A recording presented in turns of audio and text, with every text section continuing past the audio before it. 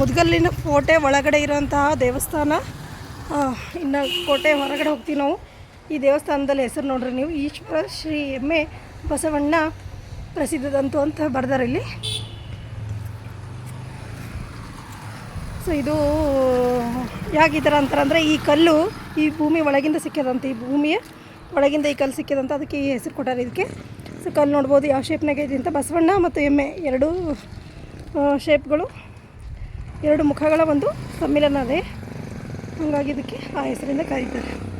So ಇದು ನೀವು ಮುದ್ಗಲಲ್ಲೇ ನೋಡ್ಬೋದು. ಮುದ್ಗಲ್ಲ ಕೋಟೆ ಒಳಗಡೆ ಎಂಟ್ರಿ ಹೊಡೆದ್ರಂದರೆ ಅಲ್ಲಿಂದ ನೀವು ಹೊರಗಡೆ ಹೋಗುವಂಥ ದಾರಿಯಲ್ಲಿ, ಹೊರಗಡೆ ಅಂದರೆ ಇಲ್ಲಿ ನೋಡ್ರಿ, ಇದು ಹೊರಗಡೆ ಬರೋಂಥ ಒಂದು ಎಕ್ಸಿಟ್ ಡೋರ್ ಇದು. ಸೊ ಅದು ಎಂಟ್ರೆನ್ಸ್ ಇತ್ತು, ಇದು ಹೊರಗಡೆ ಹೋಗುವಂಥ ಒಂದು ದಾರಿ. ಸೊ ಇಲ್ಲಿಂದನೇ ಹೊರಗಡೆ ಹೋಗ್ಬೋದು. ಅದು ಮೇನ್ ಕಿಲೆಯ ರೋಡು, ಇದು ಇರ್ಕಲ್ ರೋಡಿಗೆ, ಈ ಮುದ್ಗಲ್ಲಿಂದ ಇರ್ಕಲ್ಗೆ ಹೋಗುವಂಥ ಒಂದು ರೂಟಲ್ಲಿ ಇದು ಒಂದು ದ್ವಾರ ಇದೆ ಇಲ್ಲೊಂದು. ಸೊ ಹೊರಗಡೆ ಹೋಗಲಿಕ್ಕೆ